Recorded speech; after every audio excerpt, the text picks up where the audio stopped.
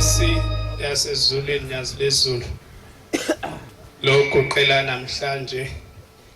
ulungisana wazindela esabelweni eMlazi. Amen. Nkosi awuhluleki impela. Impela Nkosi awuhluleki. Kwakumhla ka2 April 2011 kwakuyisabatha khona la sikhona Nkosi isikhathi kwakuya ku7 theke umshumayeli oneminyaka u22 emshumayelini wathi wawusawubhuti kwakumhla ka2 April waphuma Nkosi wama lapha kulela sango sathi nangu ubhuti bayisebuza ukuphila Buthelezi Nkosi yasezulwini wabuza lapha wathi Nhlanzi ukhona nedinga sikusize ngakho wathi Nkosi cha lalibalele nje linganithi wathi Nkosi ngiyabuka nazi izalukwazi zami igcwele ithempeli esho mhla ka2 ethi ngiyabuka ngibuka nazi izalukwazi zigcwele ithempeli zizonethwa sayibuka lemvula eshiwo sangayibona siphundula nje ukuthi thina sikhuluma nobhuti kwasa kwaba umhla ka3 mhlambe befuna sikhumbuzane abantwana benabasho ukuze singesidideke futhi singesididiswe kwasa kwaba umhla ka3 siyaphithiza la phezulu sekuqhamuka obhuti laba bamaphoyisa beza kithi ngiyajabula ngoba esasinabo bakhona bathi labo bhuti bafethu sisizeni wayikhona ubuhle egcwensa nosithembiso ngithi wayikhona ngimbona uphila Ngcobo noPhama ngimbona bathi sisizeni ya asikhulumi ke makukhona uPhama uthi ke yakhulumani madoda nithini athi lamaphoyisa thina sithunyiwe siqhamuka kwiprovince kuthiwe lapha sizogada umholi ozothatha kodwa esomgada thini lozomenezela kuqala hawu nithunwe lokho yebo imandla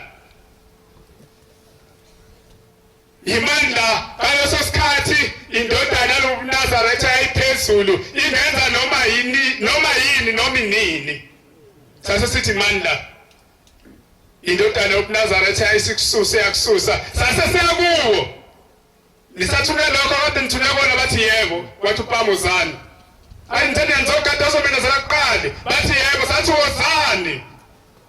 kwakulapha kwaqhamuka umfundisi wasemlindweni lokho ngapha gospel bathi hey nina amaphoyisa nizile ukuzogada lowo bathi hey kuthe thina asigada ozomenezela kuqala sasa singena lapha sase siphuma isilwane izandla zisekhanda sathi yini kwenze njani wathi uPhama wena usunkulunkulu wethu wathi amaphoyisa nango menezela kuqala imgadeni zaphenduka laso iPhama zabheka kubefundisi ababekuphuphula amaphoyisa ukuthi azogada lo wabo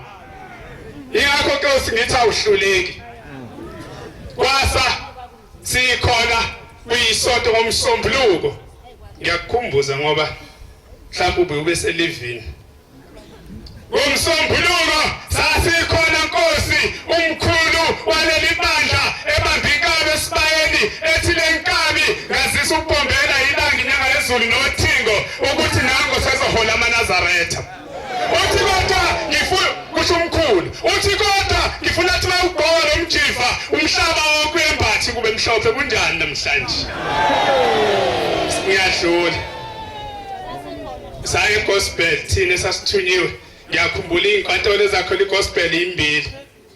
khona esemtsitsini khona eseHibhadini saqala emtsitsini saqeda kulungiswa indaba egospel eyokwenzeka masifike eHibhadini ufika umlungu omhlophe uthi amadoda sithi yebo sesiyakusho sithunywe wona ezulwini uthi ya laba abantu abazongisiza kade ngifunde emaphepheni ukuthi oshembe bamenyezele bababili angifuni ikhulume lento ngoba awungekho sithuniwe uthi lo mlungu ngifuna ningisize nina njengoba nithi khona gospel nazengani ukuthi uyena lo ufuna le gospel sithi thina hayi uyena kufanele sishiso nje ubungane bethu uthi lo mlungu lalelana seminingi iminyaka ngila kule nkantolo zonke incwadi zamaNazaretha umushembe gospel zenziwa yimina ake nginiqwashise kusho umlungu uma lo shembe ninelithi uyena kungayena nizobona ngalokho sithi nangu umlungu wazini ngoshembe uthi lo mlungu oshembe bayafika gospel ngina kodwa engifuna ukunisiza ngakho uma ninihamba noshembe kuyena yena nizobona ngalokho lapha gospel makukhona ushembe liyanetha kusho umlungu uthi lapha gospel zonke incwadi zenziwa yimi uthi kodwa makukhona ushembe lapha gospel sibona imvula into singayigcina sase sibuye isambe singqumuza le ndaba lo mlungu wakhuluma indaba ejule kangaka libalele kanje siyangena ebuhleni Nkosi sambile kanje ababekhuluma ke bangayisho le ndaba yemvula engathi izosala lento cha Nkosi umlungu la futhe wathi uthi uNkulunkulu ophambi kwethu usho njalo yebo Nkosi usho njalo wathi ayisobona ke akangashinto iningi wathi ayisobona ke sase siya gospel kwakuLwesihlanu kwabisabatha ngoba wawungekho lanetha ibonga Nkosi uNkulunkulu omkhulu wasekuphambili naseZulu laba bantwana abayinabashu abakucelayo kunye uthando lwakho laba Nkosi belapha babuthwe Nkosi uthando lwakho Nkosi sicela usenze Nkosi sibile into enzima njengoba silapha sonke ingoba siyakholwa ukuthi uNkulunkulu okusenza Nkosi sibizwe ngamagama alula ngithiwa samakholwa kepha Nkosi bese kuba khona ubunzima okukhona bese funa senze imisebenzi yabantu abakholwayo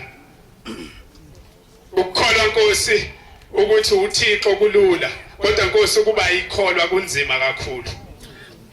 Nkosi sizocela lothando wakwathanda ngalo Nkosi umntwana wakho owenza umsebenzi wakho Nkosi ngalezathu ebuhleni driver Nkosi imoto yakho usambethe Nkosi umzimba wesithathu owathi Nkosi ikhulu sesonto sezithi impela uNkulunkulu oyinyanga yezulu simbambile oqotsheni asamfuni Nkosi aqhubele emoto yakho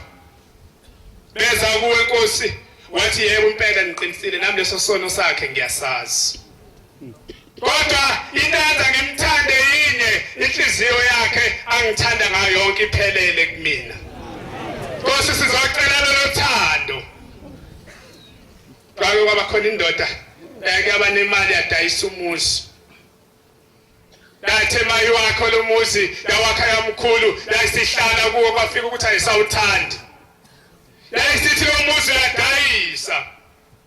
yakhipha yonke endaweni la khishwa khona imizi edayisayo kwase kuba khona isikhuma besuthandayo lo muzi le ndaba indala kodwa mhlambe thina abantwana abashi ngasisiza sase siwuthanda lesi sikhuma lo muzi sawufanela sase siwubuza imali uthi imalini sase sithi khona le mali ngizawuthenga mina lo muzi base bexoxa nomnikazi womuzi yathi le ndoda ngiyawudayisa wonke lo muzi uyimali engaka yasewuthenga ithema yothenga ayisithi le ndoda udayisayo kodwa engithanda ukwazi mnumzana kukhona into engayidayisi la wathi lo muzi ngiyawuthanda wonke wathi hayi into engayidayisi la kulo muzi yesa sipilili esike sethi ngiroma ngisidayisi lesa sipilili ungasithengi akusone sakho isipilili sami umuntu othenga umuzi wabona kulula wathi isipilili yini naleyo ngizoyenzani lonto mina bengifuna umuzi bengafuna isipilili wawuthenga umuzi wahlala yayisihamba le ndoda beyidayisa umuzi yayothenga omunye uzofanele yona yayisihlala kuwo yawenza yonke imicimbi ithe isephani nemicimbi yayisikhumbula ukuthi kambe khona into yami engayishiya komunye umuzi yayisifika kulo muzi inokhiye phela nawo bakhona ngoba khona into yayo ekhona yathi nami ngithola ikhiye ukuze ngizosibangikhumbula into yami ngize ngizoyibheka yafika sitting room yavula yasibona isipikili sawo sikhona yafika yakhumula isigqoko yasibeka khona yasishiya kanjalo yaphuma yahamba ngeke basithinta azange basithenga isipikili yaphinda yakhumbula ngelinye ilanga yakufika khona yafika likhumula ijazi yalishiya lapho kulo sitting room yafika yashiya kanjalo yaphuma yahamba ukuthi bayayiklina noma benzana anandaba ngoba isipikile sakhe wayesehlaba wenza idile uthe idile seliphakathi abantu sebebusa wayesekhumbula ukuthi hawa abantu sebebusile kodwa khona into yami engabusile njengoba abantu bevusa kangaka wayesethatha inyama ehlaza nevuthiwe wayesekhumbula into yakhe komunye umuzi wathi nasi isicuphu sakhona sihlaza wathi nasi sivuthiwe wayesehamba wavula wafika wayishiya kanjalo inyama ukuthi yacontsana ndaba sipikile sakhe ayisiqala lento siyamhlupha umuntu othengele umuzi ukuthi hawu lo muzi nginakele sipikile lesaba into engelutho namhlanje sesiyinkinga Nkosi asingabi imizi yakho ebonwa abantu kepha Nkosi iphikile ngaphakathi kithi kube zenye indoda Nkosi sicela ukuthi lemzimba oyihudula uhamba nayo kukikiza amagquma nemango bethi nantunyasi lezulu bebona imzimba neyiphikile ngaphakathi Nkosi kube zakho Nkosi lenyama Nkosi mawuthanda ishisa ngelanga mawuthanda inethise ngemvula abantu baze bathi labantu bashembe badabukele Nkosi lomuzi obonwayo hliziyo Nkosi engaphakathi isho ukuthi angiyena onyazi Nkosi lesipikile singaphakathi Nkosi sicela Nkosi mawusithatha lemzimba kube yakho naso Nkosi sipikile usithathe kube sakho ngoba Nkosi mawungasithathi Nkosi umnikazi waseyofika enze noma yini phezu kwalemuzi ngoba azi ukuthi sipikile Nkosi asange sikunike sona Nkosi siyacela ungasikhumbuzi umuntu okwaba khona la ungasikhumbuzi Nkosi neyingilosi Nkosi zabantu abakaba khona lapha Nkosi abahambe nazo zingasali kulomuzi wakho ingcwele ngoba Nkosi mayisala kulomuzi ziyazula Nkosi sibathola abantu bangene khona Nkosi busisene kuzwile amen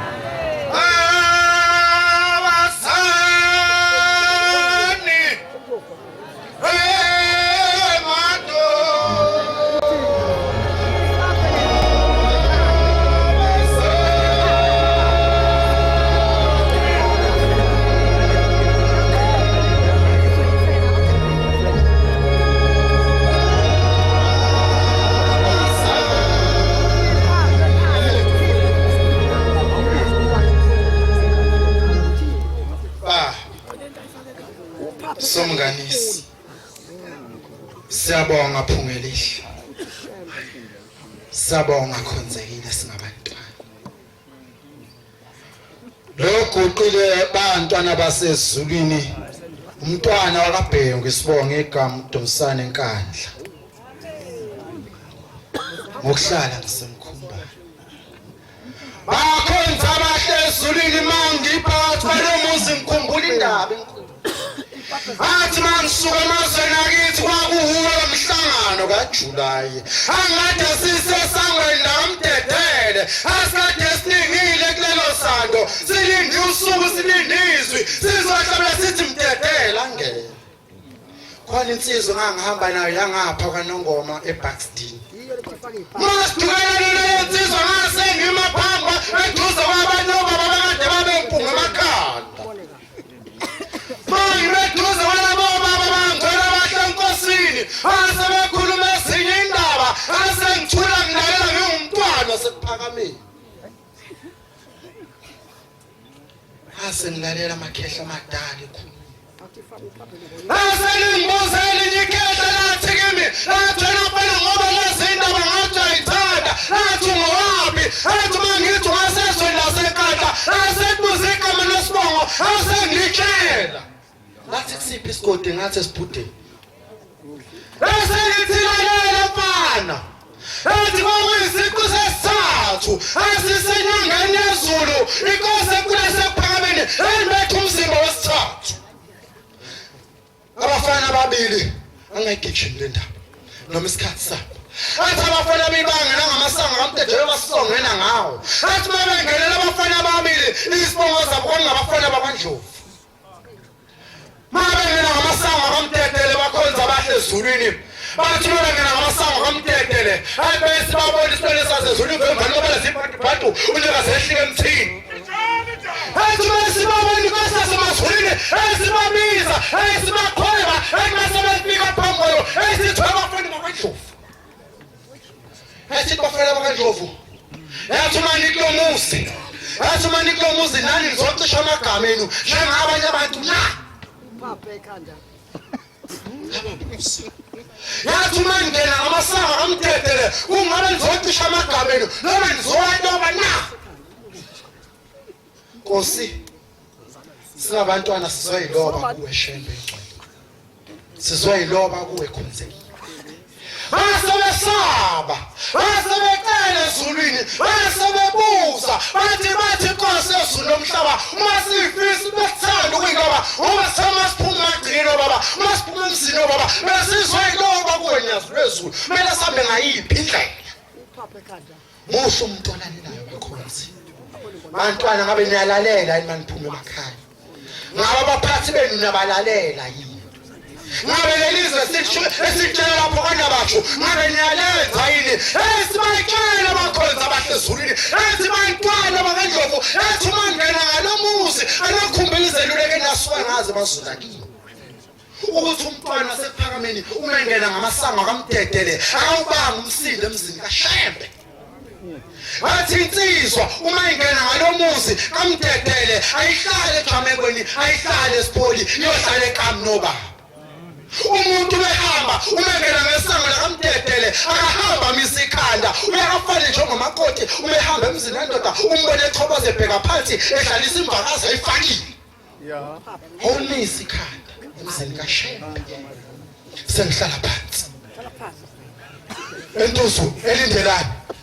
kunomuzwa kaDibi Sibongo Nkhululwe Bosho kunomuzwa kaDibi Sibongo la elindelane kwasi kunengane kunomuzwa kaDibi bakhonza abahle ezulwini uma lengane ikhulu ifana nami esihlasela esifikwe into enzima ikhanda lase lilahle network kancane. Basebegijima inyanga kazenyanga yangakini bafika kuyo uma bafika kulezi nyanga bathumela lapha bathumela ilapha nangayilapha sifo Nkosi nomhlaba Shembe sisiko uma lesifo sesingapheli basebebona beka Jesu bathi lezi inkonzo ezinye akazanimemeza igama bathi Jesu Kristu bathi Jesu Kristu ukufa kwangasuka bathi Jesu Kristu ukufa kwangasuka wasesuka insizwa yakithi yathi baba nomama yathi senigijime zonke inkalo wathi kodwa khona lapho ningayile khona wathi kodwa khona lapho ningayile khona wathi imhlaba nezimango seniyiqedile nayihambe inkonzo amemeza uJesu amemeza uKristu wathi kodwa ukufa namhlanje lengane isagijima njengoba ifikile emhlabeni. Shembe incane abafikanga athi masibayalela wathi yini indawo engayihambanga anyange ebuhleni ebuhleni nopapa athi anyange ebuhleni anyanga Shembe unyazi wathi anyanga umgaqo ongeke ngoba nakosazwa ugahile athi maniyazwela igama lakho nyazi lwezulu. Nkosi yezulu kunamahlisesela imlomo yokubonga sikhumbule Shembe singabantwana kufa kulomntwana abathi mabekumemeza Shembe ingcwele kwase kuphela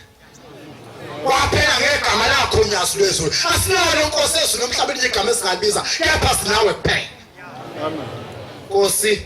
enkulu asekuphakameni Shembe ingcwele khumbula abantwana bakho bayakuthanda Shembe khumbula nabazali bethu abanye bethu Nkosi bayizinketama kepha Shembe banawe mabe nawe Shembe bayiboni bezintandane sibheke usithanda inkosi khumbule namazwi sisuka kuwo bheka abazali bethu ushobhenqe singabantwana bakho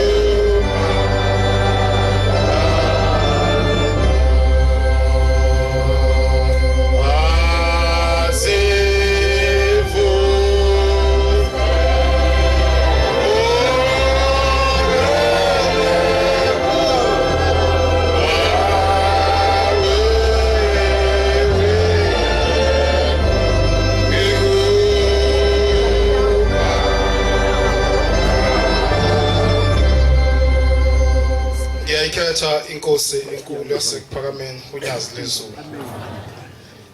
bonke ithuba eseliphiwa uNkulunkulu omkhulu wasekuphakameni uNkulunkulu wethu cela ke Jehova ukuba usilobe sabantwana abancane futhi usiphe inhlonipho usiphe futhi ukuthi sicabangelane kwabe inyanga ezulu bazokhumbula obaba abadala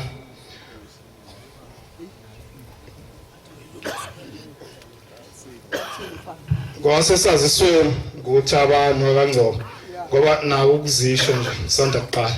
into ebalekile into eyenzayo la ekhaya ukhetha inkosi ngoba ukhetha uNkulunkulu ophambi kwakho fisa ukusho ukuthi ke cela uNkulunkulu umdala weinsuku ukuba kulomhlangano ongaka ngoba uselikhombisile udumo lwakhe emhlabeni wonke ukuthi uNkulunkulu asenze bese samba kahle kuwo useke wakhuluma umshumayeli ngezinto thina esibancane esibuye sishibilike kuzo kumele sikhumbuzane enhlasuthu ukuthi njengoba izovulelwa imigidi kukhona isikotshi khona yonke into uma kuukuthi awunikelele u23 wawuqeda awugidi emhlanganweni ilazo zinto okumele sikhumbuzane zona futhi into ebalekile la ekhaya izithi inkosi yasekuphakameni yanga ezulu fanele ngimusho ithi ngiyabonga ngoba lo mfundisi yayisho umfundisi Madlala futhi ayizange ize ingalisho igama lakhe yambiza yathi ngoba usebenze kakhulu kimi yathi uyoza hambe eyibeke phansi engayiphakamisile yasho kanti insuku zakhe seyisondele Yingakuphela into ekhona la ekhaya ukuthi ungathi ngoba wena uthi ngusibanibani ngizokwazi mina ukugida. Akukho lokho. Kufanele wazi mawukwenza ukuthi akusiyo umthetho wenkolo. La ekhaya uma unesikweletu somuntu awukwazi ukugijima uhambe uyesimayweni. Umthetho nje umile waleli bandla. Uma kuukuthi afanele ngikusho lokho ngoba nabanye bethu abancane sebeba nenhlanhla yokuthi umuntu asheshe mhlambe asinelwe. Abanye ke kuphambane mhlambe enze umfowethu lo okuthiwa ibhande mase abanye bethi usengangena zonke imisweni zesonto. Kufanele sikhumbuzane abafowethu ukuthi la ekhaya uma ungaqondisile ekhaya awuye esimayweni. Thatho nje unjalo owamiswa uNkulunkulu wamisa imiso zakhe ngoba efuna singenzi noma kanjani efuna ukusifaka ezulwini. Futhi lapha ekhaya ogadi into yodwa ukuthi umhomba la ekhaya ulibone ibanga onika lona ungahlakaniphi kakhulu. Ithi Nkosi ngiyamthanda uMadlala, ithi usebenza kahle, ithi kodwa kahlakaniphile kunabanye abantu. Uhlezi hamba ngemuva kodwa uNkulunkulu umbeke phambili kodwa nisibeke emuva. Ithi ngiyamthanda ngalokho. Yinyaka into efanele siyazi ukuthi akungabi ukugama. Into ebalulekile ukuhamba endleleni kaNkulunkulu la ekhaya. Ngoba le nto la ekhaya akusiya semhlabeni. Awukwazi wayibona akukho la kuhlangene khona abantu abangaka. Konke abakayikhonjwa abekho. Uma bengabe 100 kungabe ababaza uNkulunkulu ukuthi unodumo olukhulu. Kodwa kumele asazi kuphume ezantsi kuze kuyele. I-traffic yayikhona ngena umdedele yayiphakathi nensuku. Ikhomba into eyodwa ukuthi lokho kukaNkulunkulu. Amen. Akekho umuntu ofanele futhi singadideki. Ake ngikusho lokho ithi Inkosi asekuphakameni. Fanele ngaso sonke isikhathi uma kuukuthi njengoba kade esho uSindela uma ungekho egospel zibuza ukuthi wawungekho ngani. Uma ungekho ngomsombuluko siyokwamukela unyazi zibuza ukuthi wawungekho ngani. Enye indoda bake bayiletha kanti Inkosi asekuphakameni iyayazi inyanga ezulu. Basho njalo babadala bathi yalethwa kwathiwa cha baba ibikade ingabazile isicela intethelelo. Yathi abantu abamangiyazi mina intethelelo yokugabaza uNkulunkulu. Yathi uNkulunkulu ngalesikhathi ephakama abantu bekhuza ingcwele bekhuza inhlokomo ithi bonke banamathela kuye balotshwa lapho. Ithi ongazange benawo lo nhlokomo ithi akasalothiwe. Ithi musana udlala ngale ndoda nithi ayiqhubha inkomo izocela intethelelo. Ithi uNkulunkulu makwamngabaza okokuqala ngeke uphinda ahlale kuwo. Ingakho-ke ubona nje uyagabadela usukhohlwe nawe ukuthi waqala ngakho ungabaza kodwa uwe futhi usugabadela phambili.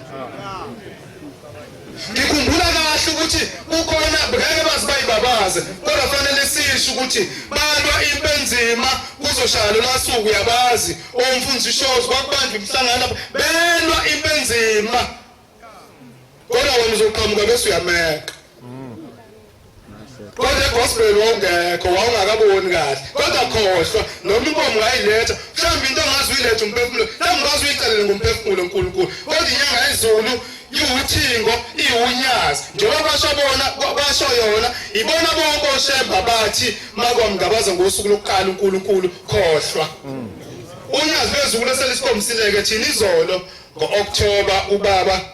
eya eJudea wadlula othungathi kufona ke enye insizwa engakade ngifunda nayo lemqhawe ithi phelelwe umsebenzi. Isithi ke icela ukuthi ngiyilekelele ifuna ukusondela kubaba ixoshiwe kodwa izathu ayisazi ukuthi India eliphethe ibingezwani kahle nayo. Ithi asike izathu kodwa lixoshile. Sengithi mina ke kuyo cha ngoba ke unayo imoto ngizoxhumana nabasothongathi ngoba ubaba njengoba ukhuluma nje kumsombuluko uyaphuma kusasa uzodlula othongathi bese ezefika eJudea. Sengixhumana nabasothongathi ke sebeyinika indlela ukuthi khanjwa kanjani ngoba nami ngangile sase sinqomana khona. Kodwa ngifuna ukusho into eyodwa ukuthi unyazi lwezulu uNkulunkulu. Amen. Wena noma lokungabaza nje manje uhlehle thina siyazi kodwa ukuthi uNkulunkulu ngoba likhuluma into abasiyenze ngaleso sikhathi. Uyasuka lensizwe uyafika othongathi angisheshe ebese ingenile bese ngiyese ngaphakathi ethempelini bese iba nendlela yokunikela kodwa kwenzeka enye into uyayizocela umsebenzi omusha ngoba lapho isixoshiwe lapha ngeke kusabuyela khona yathi mase ubika onyazini bezulu yathi baba ngixoshiwe ngicela ungiphe umsebenzi omusha chama wasithi cha awusafuni umsebenzi akade usebenza khona wathi cha baba sebengixoshile khona wathi phela bazokubiza kodwa wathi cha bangixoshile wathi cha bazokufonela manje wase umshumayeli ngoba wayeseqedile ukukhuluma wasemdodo nje useqedile baba uthi baba bazokufonela manje bakubiza yasisuka lensizwa yathi ngesikhathi iphumela ngaphandle kwethempeli kwangena ucinga asubonela yilo lelo ndiya lathi ngenza imistake ubusebenza kahle yathi ubuyele emsebenzini wakho kusasa ngonayo uthi unyazi wezulu alusho bazokufonela emva kwesikhathi esithize uthi bazokufonela manje lathi iphuma kwabe ngene ucinga bafona yena lo muntu manje ufuna senze njani uNkulunkulu esilandelayo nawe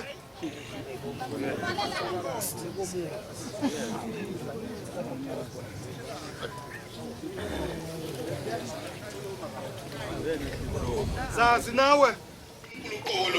thina kwathi ubaba eqala ukuya eNtabankulu sihamba nobaba umshumayeli umthetho emotini nensizwa lakagumede ngaphandle yase imoto yasiphenduka sesibheke ePortshepstone kodwa ngesikhathi ithi iloke iwa nathi bonke ngesikhathi sisodwa babona unyazi lwezulu laphenzu wethu phezu kwamakanda ethu yasibuya imoto asikaze sishone so sasu4 kwakuyinsizwa kwamvangela ugumede nonkosikazi wayo nomshumayeli umthetho nami kodwa sonke ngesikhathi sisodwa sathi mase siphuma kuyo kwaba ukuthi ngesikhathi sisodwa sishite efana ukuthi nanti unyazi lwezulu Nkosibusiseni kuzweni amen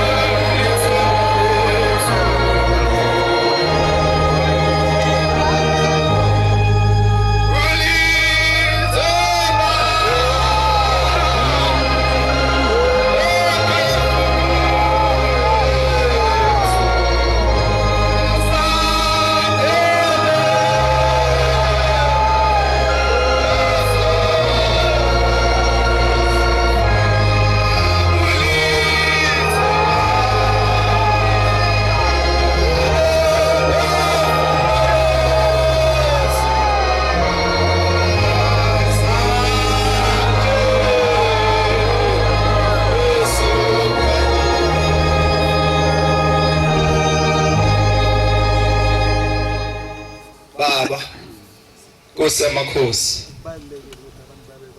loguqile usihle wakwaNgcobo esazisweni ithempeli eMaqadini Kosamakhosi ngiguqile namhlanje iswele imlomo yokubonga kuqabadela basemhlabeni bathokoza basezulwini yakhumbula uNkulunkulu omkhulu wasePhalamende ngelinye ilanga ufikile umzuzu insizwe ngizalayo ubaba umshumayeli ngelinye ilanga wakamfikela ngelilanga abizwa sengibizwa kagogo kuthiwa phuthuma uhambisa ubaba esibhedlela ubaba akasaphilile kodwa ngathi mangifika ngoba ngangumntwana kakhulu ngafika kukhona ugogo uMamthembu kanti ngifike ekhaya abe sengehuba le ngoma ngathi Nkosi yethu makade wena ulithemba lethu ulithemba lemphefumulo yethu ayisela abadabukileyo kodwa ikwenzeka isimanga ngoba isikhathi sesisincane wenzeka isimanga ngoba ngithi ngihlabelele le ngoma ubaba akhala qandule sikhuluma indaba enjalo indaba ekhulunywa ngofakazi ukhona namhlanje la ethempelini uguqile umshumayeli wakho baba kumbula ngelinye ilanga kanti indaba bengizoyikhokha namhlanje Nkosi yamakhosi ngiyakhumbula ngelinye ilanga ngiyofuna umsebenzi ngiyocela kuwena dwala abadala ngizokuphephela afika phezulu entaba yomhlangano umbethe ijazi lothi ngunkosazana kanti mangifika Nkosi yamakhosi ngafika ngaguqa kukhona imbenge kwabe sekwenzeka into eyisimanga kwabe sekuyafika omunye obaba ongasekho namhlanje la owaphephuka kuleli bandla wabe seyafika ethatha imnikelo kodwa umoya wami wabe usuyahlukumezeka kakhulu ngathi lento engihleli ngizwa kuthiwa imnikelo kababa iyathathwa ngibone ngamehlo Abe sengihamba ngifike edodoni gogo afika ngikhala mina inyembezi ngathi gogo lo 10 rand wami ngokhiphile bengikhipha ngoba benginethemba ukuthi uNkulunkulu omkhulu wasePhalamende uzongikhumbula umsebenzi lo engicelile uzowuthola sikhuluma indaba enjalo ngikhona namhlanje ngiyasebenza lafika uthiko lenkosazana ibole lowo usuku lafika egqoka umjivo omhlophe lifake isigqoko esimnyama lamedondozela ngehambrella laqhamuka lihleka ndiyalazi uthiko balisimaya laqhamuka lahleka lathi mntanami ngikuzwile uyasola uthi umnikelo wakho awufikanga kuthina boshembe ona namhlanje zoqinisekisa ukuthi umnikelo wakho ufikile kuthina boshembe namhlanje ngiyiphoyisa hamba nayo lenkosi la ikhona umfowethu ukhuluma indaba enkulu ukhuluma indaba yokubekwa kwenkosi angikhona ngelikilanga khazani inkosi imenyezela kwesamakati ukuthi inkosi ephambi kwethu unyazi lezulu yona ezohola ibandla angikhona ifaka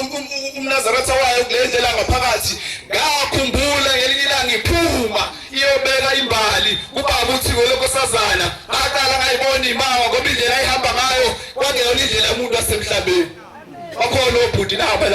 bangaba ufakazi sokhuluma indaba enjalo indaba yoNkulunkulu omkhulu wasephakameni uNkulunkulu wasephakameni swele bami imlomo yokubonga swele dwala abadala sizophephela imlomo yokubonga sikhumbuzana ukuthi masile aphansi kwalombuzo wasephakameni sizokhonza inkosi yaleli bandla yinye unyazi lezulu makhala insimbi lonke ibandla liyaguqa ngoba sophuma ingilosi eyiswezogadi imizi yobaba imizi yobaba bethu njengoba sisuke singekho sila kulomhlangano hayi ukuthi makhala insimbi abantu bangabi khona esontweni kodwa bekhona emhlanganweni waJulayi inkosi ibusise selikuzwile mama ngiyalikhetha unyazi lwezulu bantwana abasha basezulwini loguqile unkosana wakwaShabanga ophongolo ephuma la ngasikothe eThempeli emzini wasekhaya lethu zindla lifaze ezulu ngiphakama novalo olukhulu olungishayayo mangibuka lo mfusa kaNkuluNkulu osilokhu wasuka ngale yaminyaka yawo 1990 namhlanje selokhu uNkulunkulu yasikhumbula ngawo ithina abantu abasha angazi ukuthi siyakubhala yini ukuthi kuchaza ukuthini lokho noma sigcina sifisa ukugcina siguqe kanje kodwa uNkulunkulu singazi noma siyabhalwa yini asimfundo uNkulunkulu asekuphakameni wasenzela umsongaka unyazi lwezulu sikhumbule ukuthi ngalowo nyaka ka1990 inyanga inkosi inyanga yezulu ma ithi inabatshu iyalontshwa ibasemthethweni kuleli sonto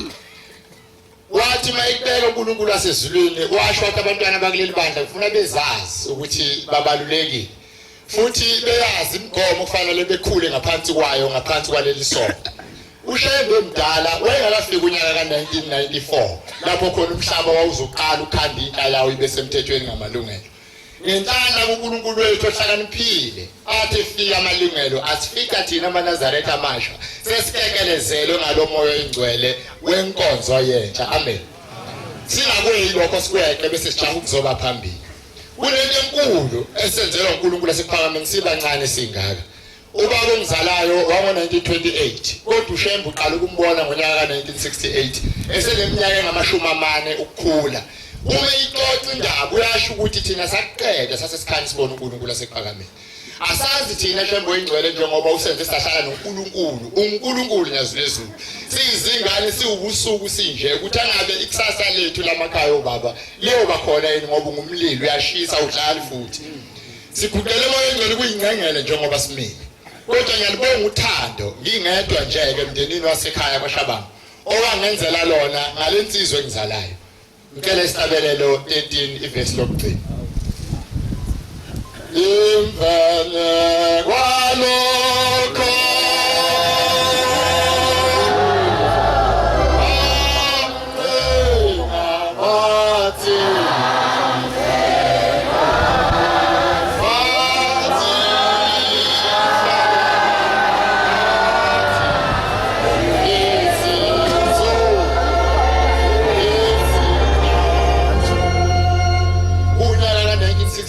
kumhla ka14 kuMeyi ubabe ngakakwazi inkosi iveza kuyo unginika uthando lolu namhlanje ongikhulisa ngalo wayegadile efemina eyona seCartonville eGoli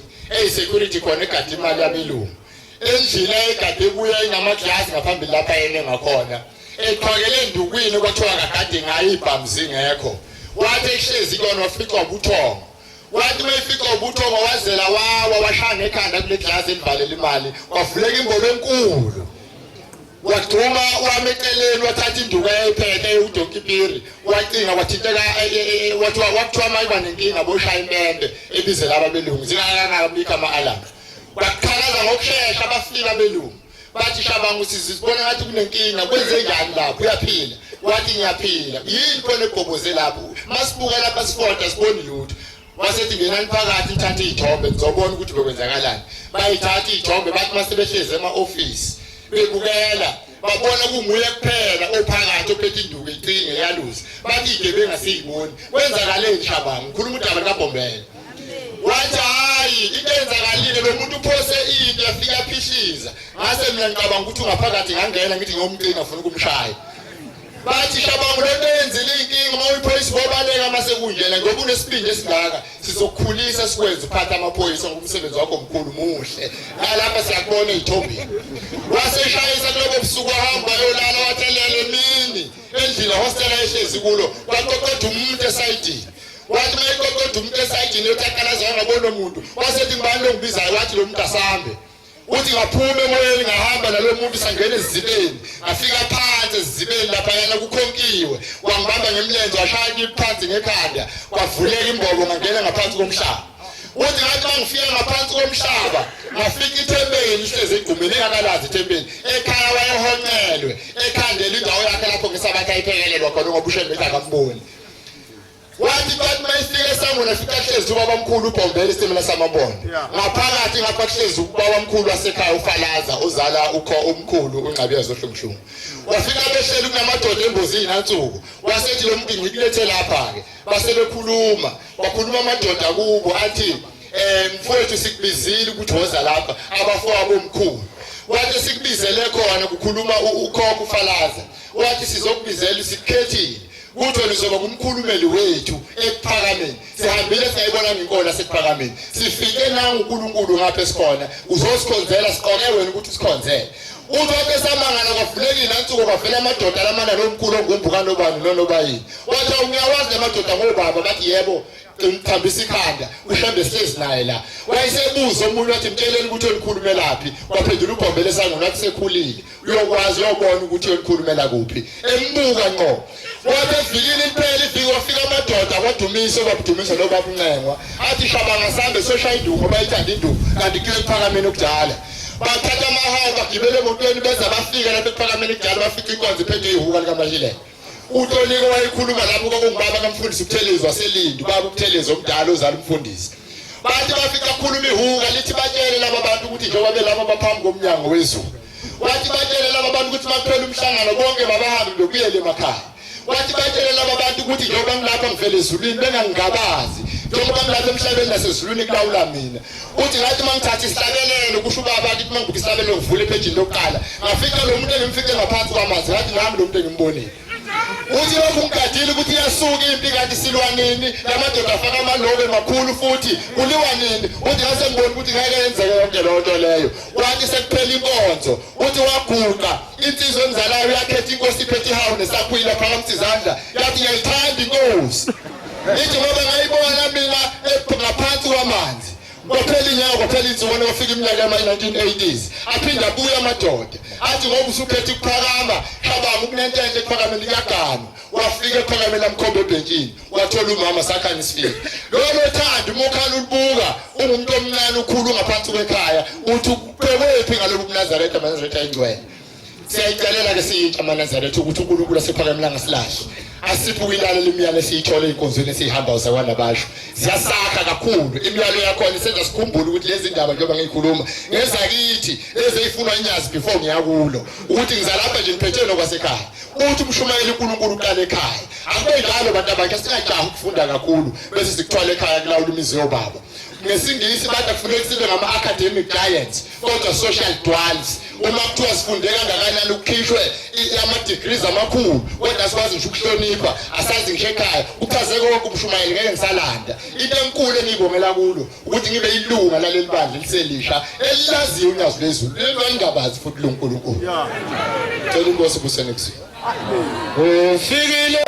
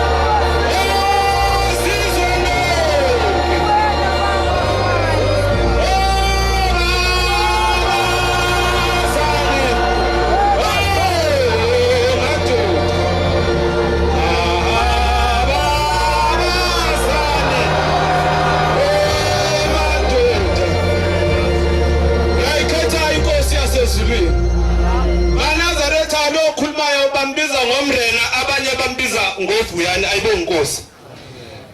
wasefrayetha Zinganza wethu siphambi konyazi lezulu uNkulunkulu wethu ayibongosi siphambi kwento ebanizelayo kayibongosi kuze ngizokhuluma lezi indaba kaShembe ngiyiphethe nginebhakhode engiyiphethe engicela wonke umuntu osendlini ayivume ayibongosi engicela nje wonke indlu ithi Shembe akwesithi Shembe phela sithi Shembe Bana wethu unyazi lezulu liyafenkezela yakhumbula ngolunye usuku uma sikhuluma indaba sike siyikhulumela lapha eTimeleni sake sakhuluma kwenye indoda sathi uShembe into ebizwa noma ngabe kunjani ibize ayibongosi indaba yasezulwini lendoda yalokhu ilalele lokuthi uShembe umbiza noma kunjani ilokhu ilalele ngolunye usuku lendoda yayisihlaselwa zigebengu zabasine zasezikaka ilapha kwamashu sobonisa ngelinye ilanga ayibongosi Isilondoda ngase ngimbiza uShembe sebengakile labantu bephethele izibhamu ngase ngimbiza into yasezulwini ngoba sayitshela sathi kathengwa ngagolide namali ayibongosi Isilondoda ngamemeza lo muntu wayeseduze nami kodwa ngebhadi angazi noma ngenhlahla waye wasidedela isibhamu inkinga enkulu inhlamvu yangishaya umlomo amazinyo ahlakazeka onke kodwa inkinga enkulu ngoba isebiza uShembe kayiphuma ngenhlamvu ngemuva Isilondoda ngathathwa ngasuka esibhedlela uma ngifika esibhedlela afika check udokotela mayesazi inhlamvu ukuthi le nhlamvu ibiseduze kakhulu bangabe iphume ngemuva kwekhanda kwenzeke njani Isilondoda ngikhona lapha esibhedlela kwafika usuku ngezwe isisu sicubhuzela sacubhuzela isisu ngase ngigijima ngendlini encane ngithema ngifika endlini encane yaqathaka inhlamvu ayibongosi ngoShembe la ngumshumela umkhwanazi ngolunye usuku akushona unkosikazi wakhe sesithatha imoto lapha sithi sicela ukuhamba bakusezilipha sayigibela imoto yabamgabhi ithe imoto iphezulu nathi lapho eqeda khona abantu yayisiphelelwa amabhriki yehla nathi imoto na umuzi kaShembe sobona sase simemeze sathi awuShembe sikhumbula umshumayelo wawukhona siphakathi nawe yandisa imoto nathi kwaqhamuka unkosikazi oyedwa wathi aphela amaNazaretha sathi thina Shembe sis salokho sithe Shembe sis sathe Shembe sis imoto yaze yofika phansi yabanjwa sihlahla esincanyana nje esingaka yami imoto saphuma saqhasha sonke yaqhubeka imoto ayibongosi uShembe uNkulunkulu sengihlala phansi nganga wethu ngikhumbula ukuthi ngolo makhosazana lento uma ngizoyiqala indaba othi lokho ngoba balandela obaba baze bafika lapha ekuphameni uthi ubhombela uyaphuma umhlangano usufika umhlangano uyame intuthwaneni uthi ubhombela kasivalelisanga emuva khona umnikazi walokhu esingavalisanga kuye wasekulando wathi gijimani olanda umntanami ozalwa inyanga yezulu balilanda uthi lokosazana wayesembamba ubhombela wambamba wathi Shembe sesiyavalelisa ayibongosi Manazaretha ngiyagijima ngolunye usuku lothi ngolokosazana baba kangisebenzi ngicela umsebenzi luthi ngolokosazana thana ucela umsebenzi onemali ayibongosi umuntu osemva kwamambuka wathi uShembe thana ucela umsebenzi onemali ngathi ngiphuma lapho ngabe ngibizwa wawuthola umsebenzi ngasebenza umsebenzi usumile ngathi noma ngisekhaya imali eyilokhu ingenile qumbu ebhenki iphindisha iqumbu ebhenki ngaze ngabona ukuthi akuyona yami le mali yathi manager yakho lo mali ayibongosi uShembe uNkulunkulu akwesithi Shembe osibusisa next week Thixo mkhulu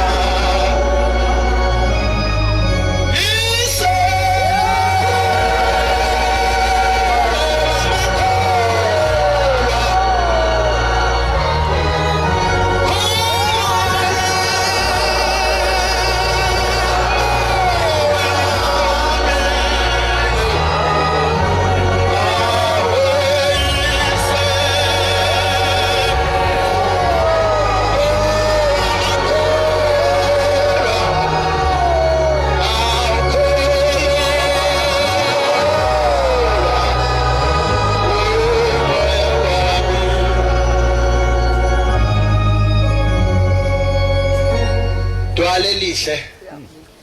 lama Nazareth chibe lihle lokugeza izono zethu mfana wakho Nkosi lo wasemandeni emzini wakho Nkosi oyingcwele emzini mhlophe ngiyabonga Nkosi sekuphakamela umusa wakho nothando lo ngivumela kwangiphinde ngiguqe kule ndawo yakhe ingcwele ngibonga Nkosi sephameni kangiphezi kona Nkosi ngiguqele lapha ngiguqele indaba eyodwa Dabe ngiguqele kwakunonkosikazi oyithandwa umyeni wakhe thanda njalo umyeni wakhe lento lethi mayihamba naye nje edrobheni ithi umkami lo iqhenya futhi ngaye kodwa umkayo wayenovalo engakwethemba ukushiya umyeni wakhe ukuthi umyeni wakhe uyamthanda intenza abe novalo noma ngakwethembi ukuthi inkosikazi wayengabone emehlweni indoda ibona noma ikuphamba khona angamshiyi athi ngihamba naye ngoba umkami amkhombise nabangani bakhe amkhombise wonke umuntu ngelilanga wayeseza kuyena mina wami ngoba sengibonile uyangithanda kakhulu susenzile nezinto ezikhombisa ukuthi uyangithanda ngicela ungenze into eyodwa hleze ngizwa abantu bekhuluma bethi nayi inhlamvu yelanga iyosithela mina ngikaze ngiyibone cela ungenze myeni wami ngibone inhlamvu yelanga nami yayisiyethuka lensizwa yangazi ukuthi izokwenza njani yayisihambe kodokotela khuluma nodokotela bayinikeza idate yafika bayisiza le ntombazane bayifaka lamehlo wamtshela udokotela ukuthi mawufika ekhaya ungalali ngalolu hlangothi olala kanje zahamba insuku wafaka lamabhandishi wamtshela ngesikhathi esithile kufanele wakhiphe lamabhandishi kodwa usuvula amehlo ungasheshi uwavule kancane kancane kancane kancane ngoba ukukhanya ukwazi wayesiyavuma wayesegoduka ekhaya kwafika insuku le ndoda uthi ayigoduka emsebenzini yayisibuya ngelinye ilanga isize ekhaya yathi mayifika ekhaya yafika unkosikazi wayo eflathele ebhekelela yaqhamuka ngemuva yayisimbingelela sawubona masibanibani wayesejabula le ntombazane hawu nanga umyeni wami ongenze ngabona inhlamvu yelanga nanga umyeni wami yathi mayiphenduka le ntombazane simbuka emehlweni yayisithola ukuthi emehlweni akakaboni yayisithi hawu uhamba ukhuluma ngami nje kanti uthi uthanda mina yini engayithanda kunjena njengoba amehlo nje ungathandwa yimi wena hlanganaphi nawe mina waphela umshado yavalisa le ntombazane yahamba nalomyeni engasekho ukuthi iliphizo angalisho kule ntombazane ngoba siyadikile yahamba kwaphela insuku khona wabhala incwadi wayinikeza wayifaka eposini yathi yobheka eposini yayifica le ncwadi yayisithatha yayiseyifunda yayingeningi yayimfishane ithi le ncwadi mkami bekungekho kunye ebengisazokusho kuwe ngoba ungivumelanga ngoba ngikhiphe nelilodizwe ngesikhathi sohamba kodwa engikucelayo konye kuwe noma usangifuni kulungile ngoba nginje ngicela uzongisize lawo mehlo alapho kuwe ungisize ungiphathele wona kahle ngoba kusiwona wakho awami